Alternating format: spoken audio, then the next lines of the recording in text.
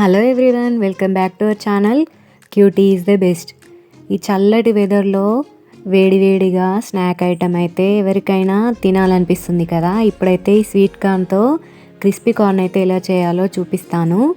ఈ sweet corn అయితే ఇలా గింజలుగా ఒలుచుకోవాలి.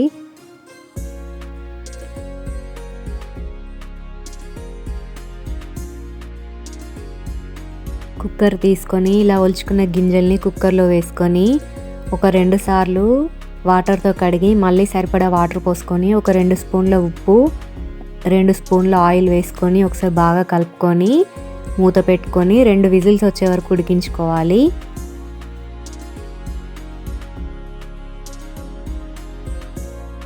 రెండు విజిల్స్ వచ్చిన తర్వాత ఇలా కుక్కర్ అయితే ప్రెషర్ అంతా తీసేసుకోవాలి. ఈ ప్రెషర్ తీసేసి కుక్కర్ అయితే ఓపెన్ చేసుకొని గింజలు ఉడికాయో లేదో చూసుకోవాలి. ఇవైతే బాగా ఉడికిపోయాయి. వీటిని అయితే నీళ్ళు లేకుండా వేరే ఒక బేషన్లోకి తీసుకొని దాంట్లో ఒక 2 స్పూన్ల ఉప్పు 2 స్పూన్ల కారం అలాగే కొంచెం మిరియాల పొడి పసుపు కార్న్ఫ్లోర్ కొంచెం బియ్యం పిండి వేసుకొని వీటన్నిటిని బాగా కలుపుకోవాలి. ఇవైతే చాలా వేడిగా ఉన్నాయి కాబట్టి నేనైతే చేయితో కాకుండా స్పూన్తో కలిపాను. ఇలా ఈ విధంగా కలుపుకున్న తర్వాత స్టవ్ పైన ఆయిల్ పెట్టుకొని వేడి చేసుకోవాలి. ఆయిల్ వేడైన తర్వాత దీనిలో కొన్నిగా ఇవి వేసుకొని ఫ్రై చేసుకోవాలి. వేసిన తర్వాత వెంటనే కలపకూడదు, కొంచెం ఫ్రై అయిన తర్వాత కలపాలి.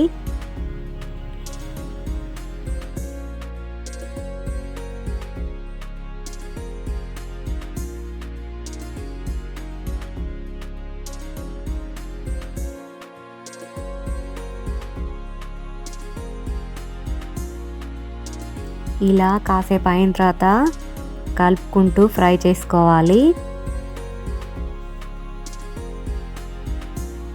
మరీ ఎక్కువగా కలపకూడదు, నార్మల్గా కొంచెం కలుపుకోవాలి.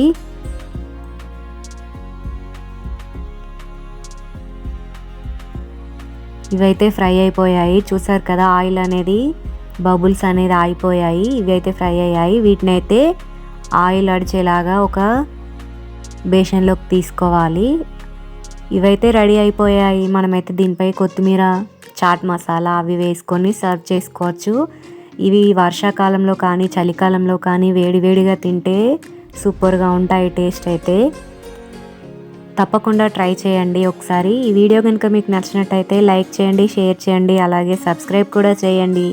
Thank you for watching.